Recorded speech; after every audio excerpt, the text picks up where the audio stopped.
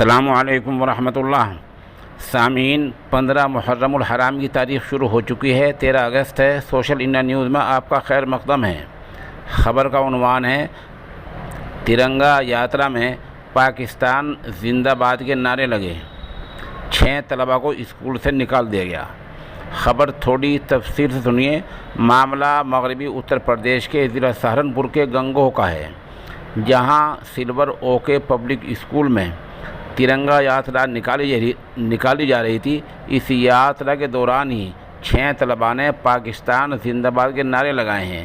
کہا جا رہا ہے کہ اس مطلب کی ویڈیو سوشل میڈیا پر وائرل ہوئی ہے۔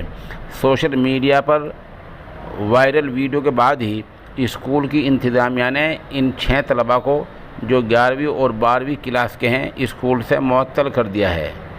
دوسری جانب SSP ڈاکٹر وپن نے اس سلسلے میں FIR درج کرنے کی ہدایت کی ہے۔ بتایا گیا ہے کہ قابل اعتراض نعرہ لگانے والے طلباء میں 2 ہندو ہیں اور 4 مسلم ہیں۔